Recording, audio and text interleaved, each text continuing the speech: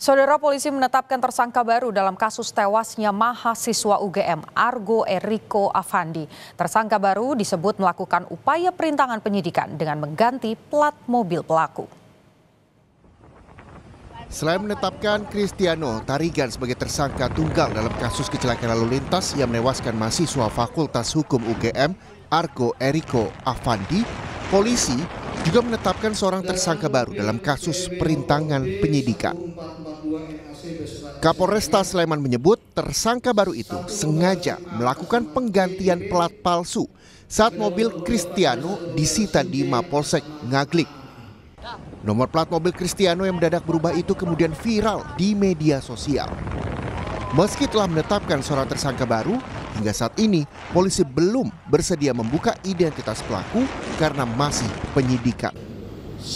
Pada saat kendaraan sudah diamankan, tanpa diketahui oleh petugas, ada yang mengganti plat nomor tersebut menggunakan plat nomor B1442NAC. Kami sudah dalami dan kami sudah amankan pelakunya. Kita sedang melakukan pemeriksaan dan pendalaman dan akan kita proses terkait dengan berupaya melakukan barang bukti. Polisi juga menahan Kristiano Tarigan, tersangka kasus kecelakaan yang menewaskan mahasiswa UGM di Sleman, Yogyakarta.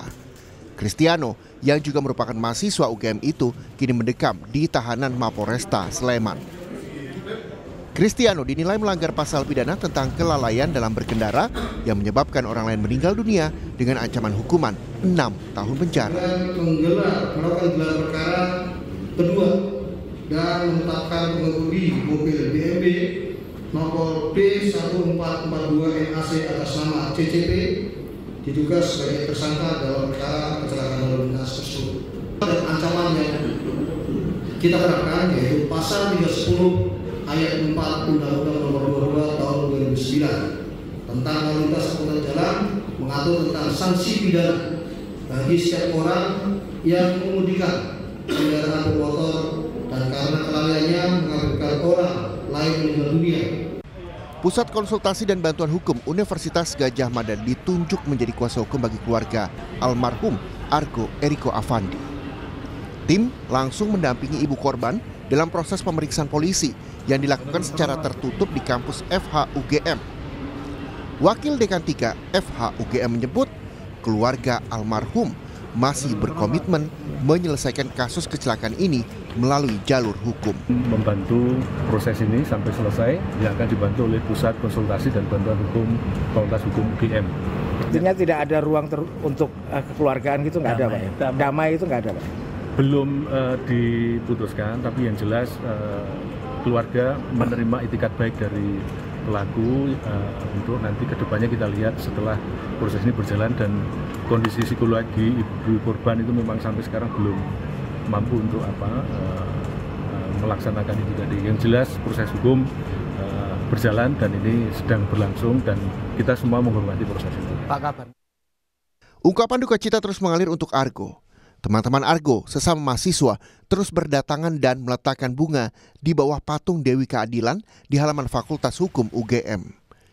Mereka berharap kasus kecelakaan yang menewaskan Argo dapat diusut secara tegak dan adil. Ini kami sebagai mahasiswa Universitas Gadjah Mada juga turut berduka cita atas wafatnya rekan kami Argo. Harapannya dari kami mahasiswa sendiri juga semoga keadilan bisa menjemput Argo, yang mana semoga Argo mendapat keadilan yang seadil-adilnya. Karangan bunga ucapan duka cita juga memenuhi kediaman almarhum Argo Eriko di Cilodong, Depok, Jawa Barat.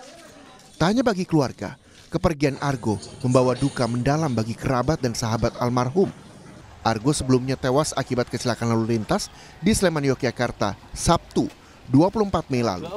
Sepeda motor yang dikendarainya ditabrak mobil jenis sedan yang dikemudikan Kristiano Tarigan, mahasiswa Ilmu Ekonomi, Fakultas Ekonomika dan Bisnis UGM. Penabrak Argo kini telah ditetapkan tersangka dan ditahan di Mapolresta Sleman. Tim Liputan, Kompas TV.